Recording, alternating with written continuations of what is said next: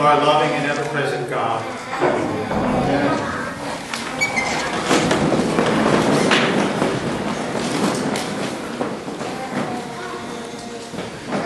A great windstorm arose, and the waves beat into the boat so that the boat was already being swamped.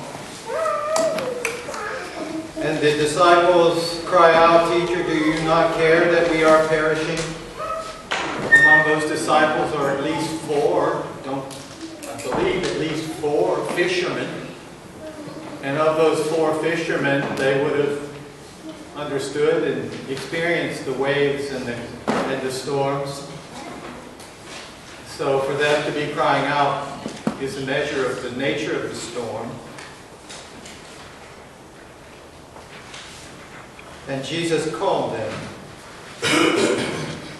He calmed the seas. He said, "Peace, be still."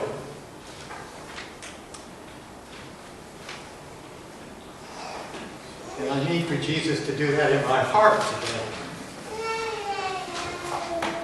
Because I have a storm raging in my heart today. I have a storm raging in my heart today.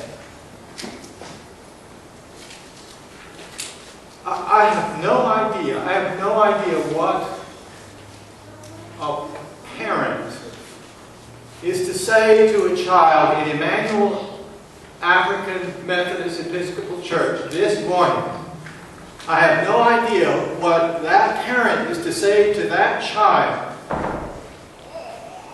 that such a thing should happen in their church.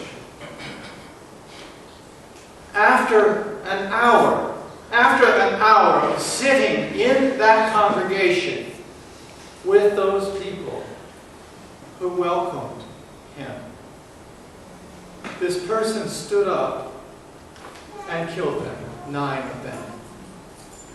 You know this story as well as I do. I come from a tradition where when I was in my last year in seminary, I knew that I had to come to terms. I had to come to terms with my own upbringing, in which I said and did things to and about people just because of the color of their skin.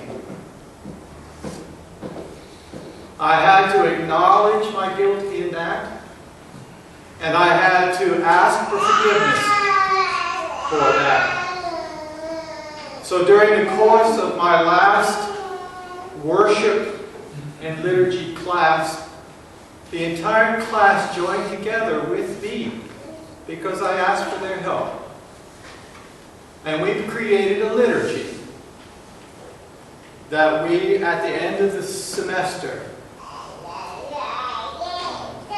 prayed together, in which I stood before a dear friend of mine, a black man from eastern North Carolina who understood what it was like to be black in eastern North Carolina. And let me just say, for the sake of argument, that eastern North Carolina did not have the lock on this behavior. I can assure you that Boston has it, Maine has it, Michigan has it. So let's not get smug about the South. I don't have time for that, my brothers and sisters. But my friend stood with me, Fred. And we stood face to face, and I told him how sorry I am and was for the kind of behavior that I exhibited that was taught to me and which I learned really well. I was a quick study. At the end of it, we exchanged tokens. I handed Fred a little thing, and on it said, "For lo, I am with you always." And he handed me something.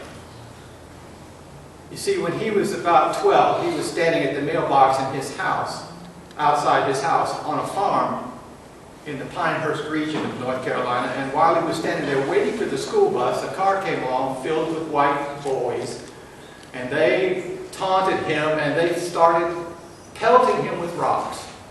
And one of them hit him in the side of the head and cut him.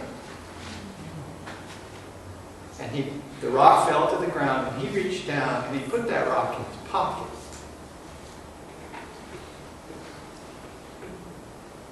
And 35 years later, he handed that rock to me. That rock is in my office, and I look at it every day. See, I thought Goliath was slain. I thought this story tells us that Goliath was slain. But it appears that there are more Goliaths, and it appears that the work is not done. This is the work of one man, we say. One young, stupid human being. And I tell you that, yes, he was the one that was standing behind the gun that killed those people. But he came out of a community, my brothers and sisters. He came out of a community.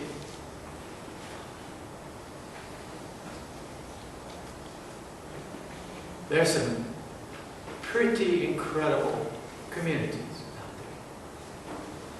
there. They are not like ours. They are not like this. And for that we can praise God. We can praise God day after day.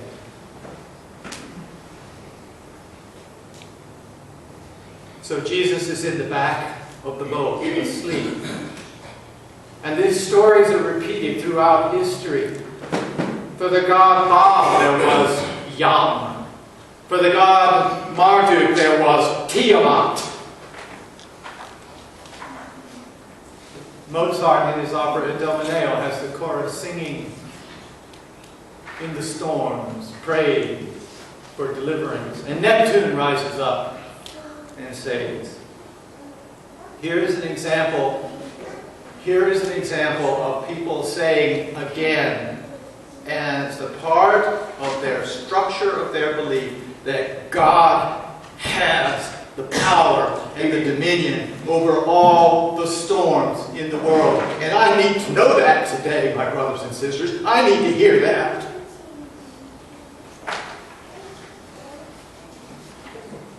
I am mixed. My feelings are mixed today, and this is not about me, I promise you. My feelings are mixed. I cry because I'm sad. I cry because I'm angry. I cry because I don't know what to do. I want to get in the car and I want to drive to Charleston, South Carolina. I want to sit with them. And I want to take with me when I go, I want to take the love that I know is here in this place. I want to take the safety that is here in this place. I want to take the hearts of you with me when I go. That's what I want to do.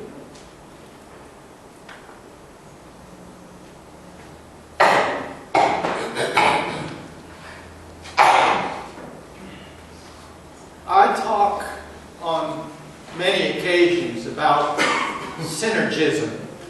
It's my buzzword over the last 7 or 8 years, in which you bind two things together and you get something greater than the sum of its parts. And I am reminded when I think about that term, I'm reminded of this community, this congregation, that when we bind ourselves together, and we don't always bind ourselves together, but when we do, we get something that is so much greater than the sum of its parts. And that something greater than the sum of its parts changes this world in the way in which God can calm the seas, in which God can heal the sick, in which God can bind up the wounded, in which God can take away the pain, in which God can give understanding to this world. the danger is that on the other side of the synergism are those communities that bind themselves together in hatred, who bind themselves in the ways which destroy God's creation. So we can now truly look. We can look and we can see evil on the one hand and good on the other. Destruction on the one hand and healing and wholeness on the other. And God is on this side and Satan is on this side.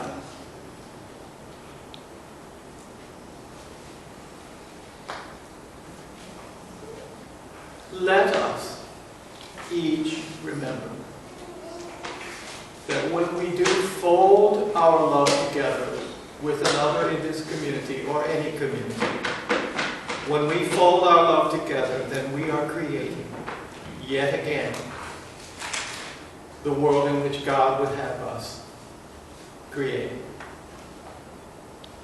We are doing what God would have us do. And if this week does not remind us yet again how important it is that we do this, then let someone explain it to you, please.